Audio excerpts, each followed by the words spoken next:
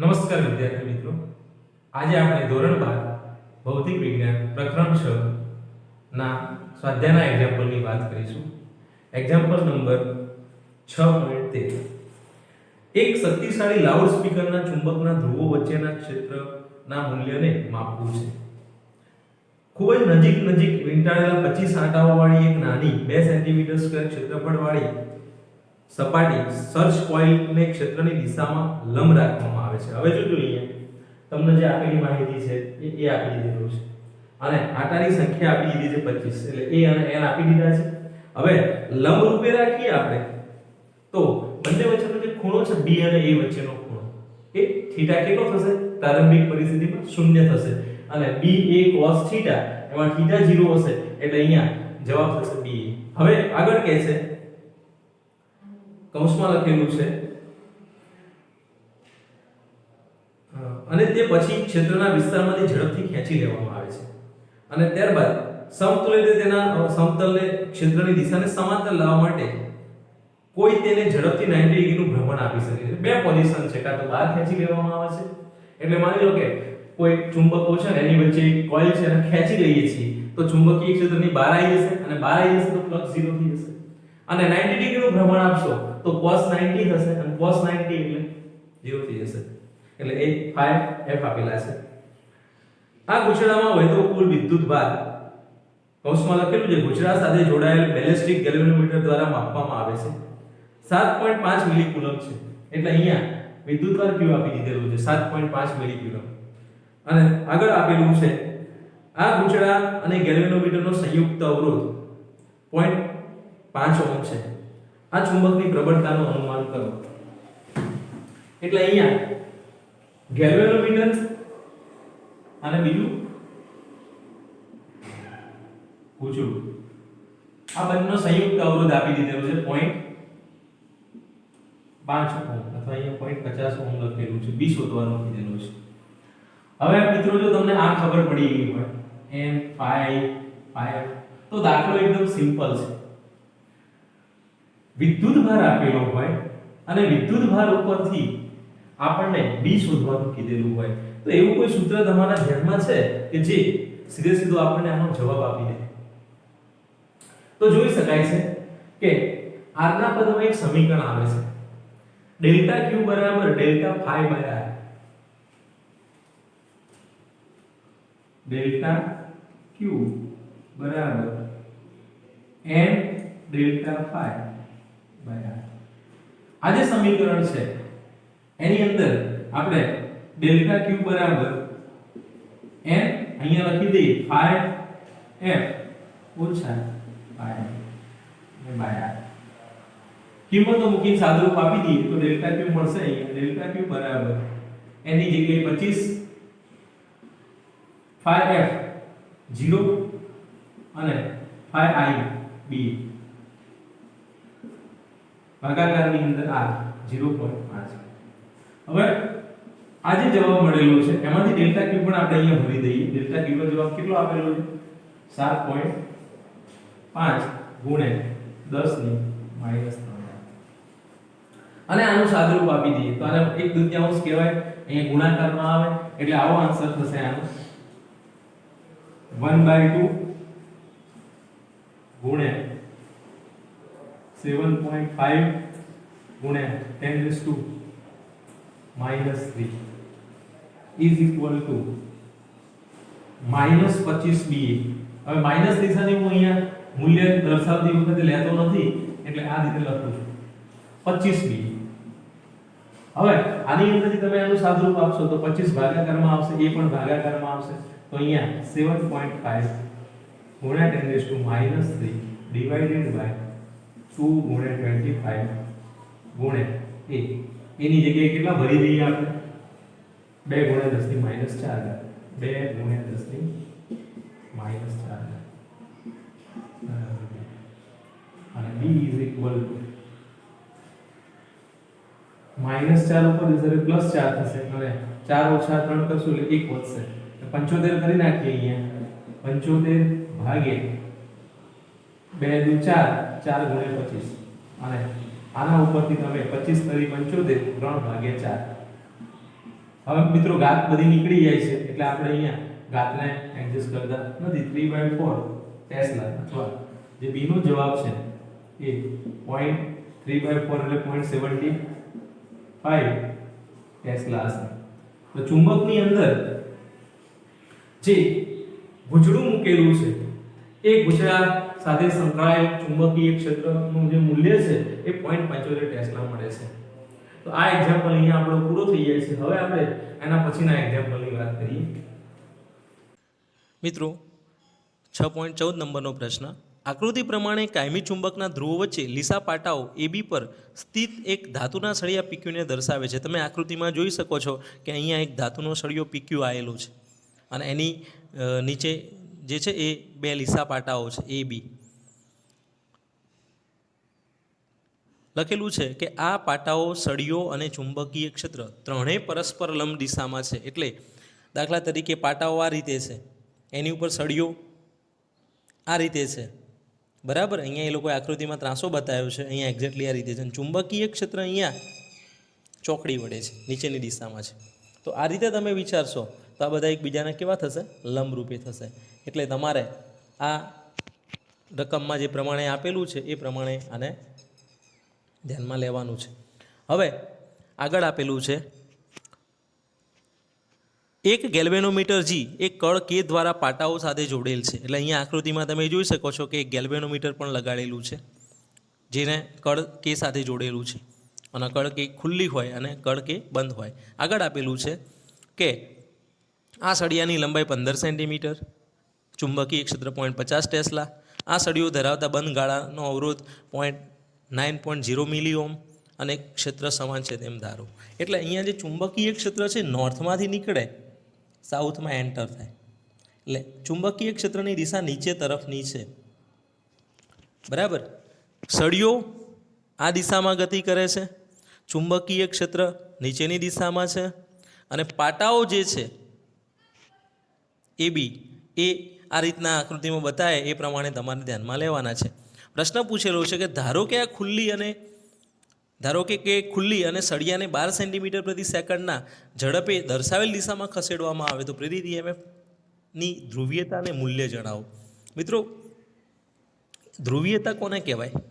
તો જે પોલારિટી છે પ્લસ અને માઇનસ, બરાબર. કયો છેડો પ્લસ થાય અને કયો છેડો માઇનસ થાય સળિયાનો, એને આપણે એની ધ્રુવીયતા કહીએ છીએ. હવે EMF કેટલું બને? તો EMFનું સૂત્ર BVL. L આપેલો છે, B આપેલો છે, V આપેલો છે.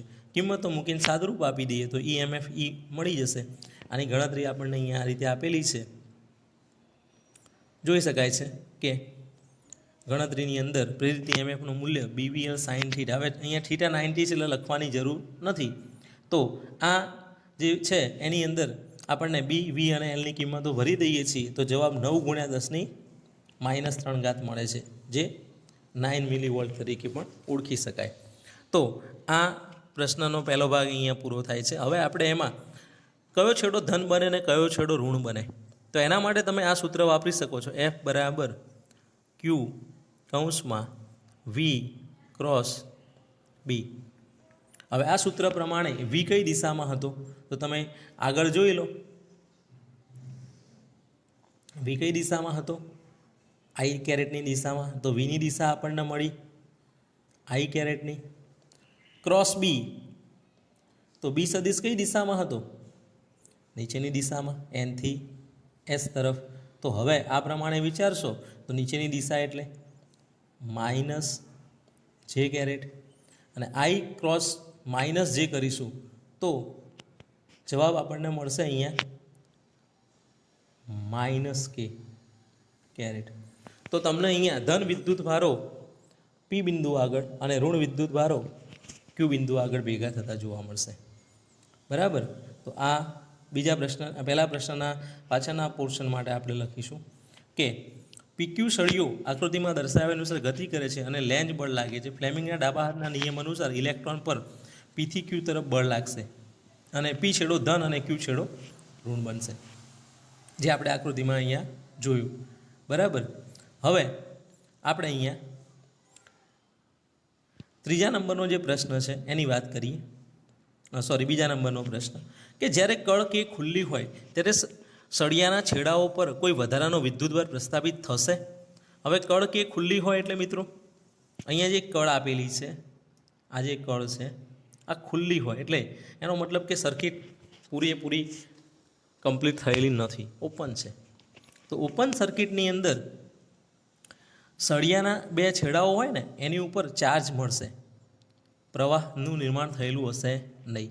એટલે અહીંયા તમારે જવાબ લખવાનો છે કે હા, જ્યારે કળ કે ખુલ્લી હોય ત્યારે સળિયાના બંને છેડે વિરુદ્ધ પ્રકારના વધારાના વિદ્યુતભારો પ્રસ્થાપિત થશે.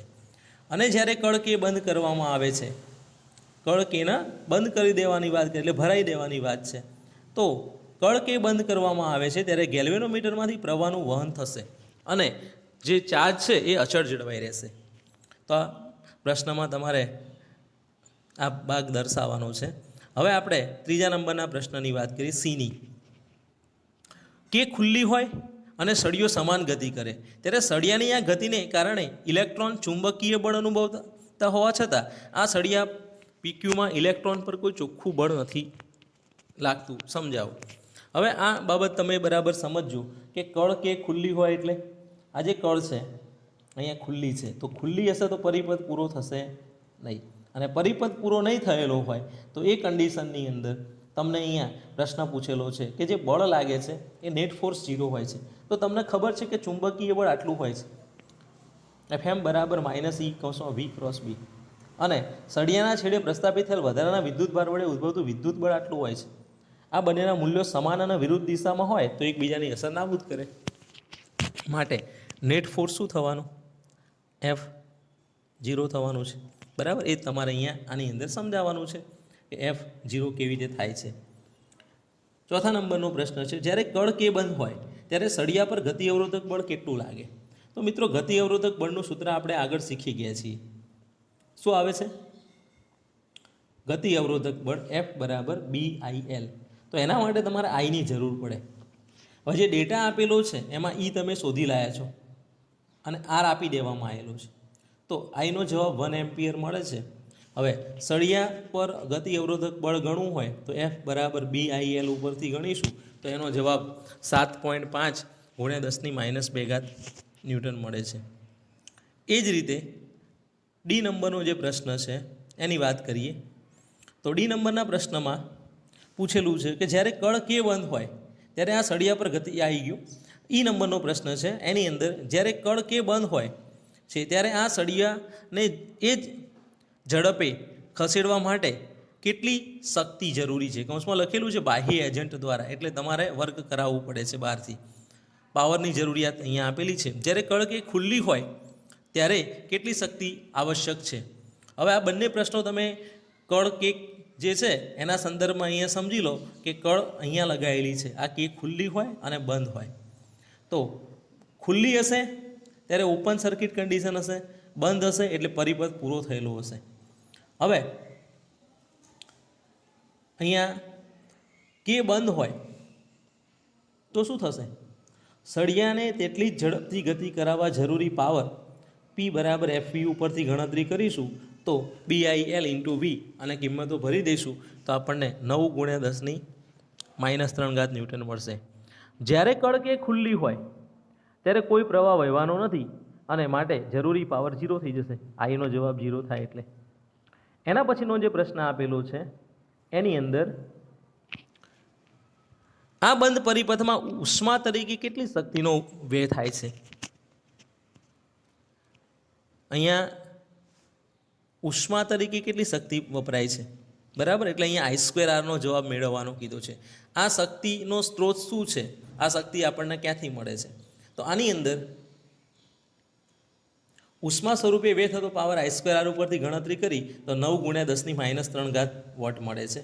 અને બીજું એમને પૂછેલું છે કે આ ઉર્જા ક્યાંથી મળે છે? તો બાહ્ય એજન્ટ દ્વારા આ પાવરનો સ્ત્રોત મળે છે. એટલે જે બહારથી ઉર્જા ખર્ચવામાં આવે છે એ આપણને અહીંયા આ ઉર્જા પૂરી પાડે છે, જે વિરુદ્ધ લાગતા બળથી સળિયાની ગતિ ચાલુ રાખે છે. એટલે સળિયાની ગતિ કરાવો તો સળિયાની ગતિની વિરુદ્ધ દિશામાં જે બળ લાગે છે એને સમતોલતું હોય એવું બીજું બળ ઉત્પન્ન બાહ્ય એજન્ટ દ્વારા કરવામાં આવે છે.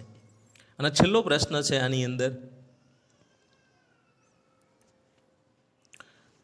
ચુંબકીય ક્ષેત્ર લંબરૂપે હોવાને બદલે પાટાઓને સમાંતર હોય તો? હવે એક બાબત સમજી લેજો, ઈએમએફ ઉત્પન્ન થાય તો પાટાઓને સમાંતર હશે તો એનો મતલબ કે આ જે છે પાટાઓ અહીંયા તમે જુઓ કે આ રીતે છે, આ પાટાઓ છે અને ચુંબકીય ક્ષેત્ર એના સમાંતર હોય આ રીતે બી સદિશ, તો શું થવાનું? અહીંયા જે નીચે છે આ નીચેની દિશાવાળું એ આમ હોય આ રીતે, તો શું થવાનું? પાટાઓ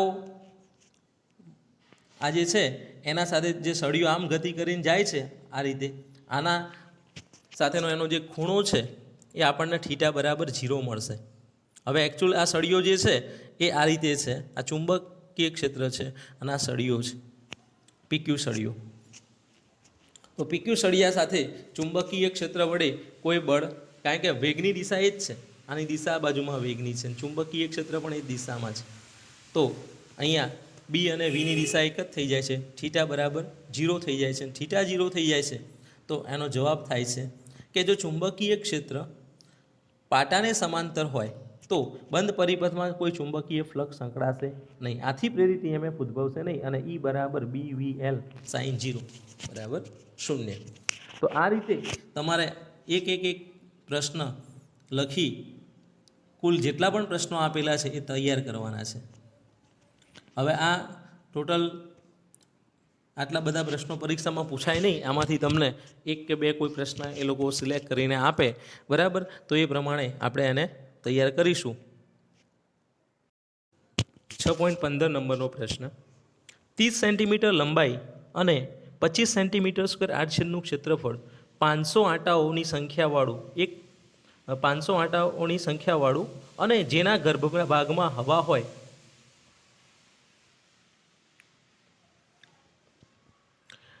30 સેન્ટીમીટર લંબાઈવાળું એટલે એલ આપી દીધેલો છે, એના પછી કહેલું છે કે 25 સેન્ટીમીટર સ્ક્વેર ક્ષેત્રફળવાળું એટલે એ આપી દીધેલો છે એલ અને એ, 500 આંટાવાળું એટલે એન આપેલો છે.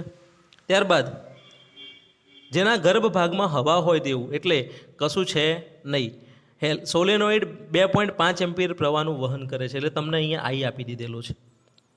લખેલું છે કે આ પ્રવાહને અચાનક 10⁻³ સેકન્ડના ટૂંકા સમયમાં બંધ કરવામાં આવે છે, ડેલ્ટા ટી આપી દીધેલો છે. અને ત્યારબાદ લખેલું છે કે પ્રવાહ બંધ થાય એટલે I બરાબર 0 એટલે I2 બરાબર 0, તો બેક ઈએમએફ કેટલું થાય શોધવાનું કીધેલું છે. હવે મિત્રો સોલેનોઇડ છે, તો સોલેનોઇડમાં ઉદ્ભવતું પ્રેરિત ઈએમએફ શોધવા માટે આપણે શું કરવું પડે? તો સોલેનોઇડમાં ઉદ્ભવતું પ્રેરિત ઈએમએફ, કોઈ પણ પ્રેરિત ઈએમએફ હોય એ શોધવું હોય તો તમારે E બરાબર ∆ϕ/∆t આ જે સૂત્ર છે આનો ઉપયોગ કરવો પડે. હવે ∆ϕ/∆t સૂત્ર જે છે એની ઉપરથી આપણે ગણતરી કરવી હોય તો ∆ϕ લાવવા પડે, અને ફાઈ મેળવવા માટે શાની જરૂર પડે? બી અને એની જરૂર પડે. હવે બી નથી આપેલો કોઈ જગ્યાએ, તો બી અને એ આ બંનેની કિંમતો આપણે ગુણાકાર કરી ફાઈ મેળવી શકીએ, એટલે φ1 અને φ2 મેળવવા પડે, એની બાદબાકી કરવી પડે. હવે એન આંટાવાળું ગૂંચળું હોય તો આની આગળ આપણે શું કરીએ છીએ? એને ગુણી દઈએ છીએ, એન બી એ ફાઈ થાય. હવે φ2 - φ1 તો એન B2 એ ઓછા એન B1 એ, અને આની ઉપરથી તમે આની કેલ્ક્યુલેશન કરી શકો છો. તો હવે જોઈએ સોલેનોઇડ માટે બી કેટલો હોય, તો તમે બીની કિંમત μ0 સૂત્ર આગળ ભણ્યા. આ જે સૂત્ર છે આની અંદર આ એનની જગ્યાએ એકમ લંબાઈ દીઠ આંટાની સંખ્યા લખાય એટલે એન બરાબર n/l થાય. તો એ જ વસ્તુ આપણે અહીંયા ઉપયોગમાં લીધેલી છે અને બંનેની કિંમતો આ રીતે લખેલી છે. હવે તમે એવું પણ કરી શકો B1 B2 અલગ શોધી લાવો અને પછી કિંમતો ભરો, અને તમે એવું પણ કરી શકો કે સીધી કિંમતો ભરી દો આની અંદર.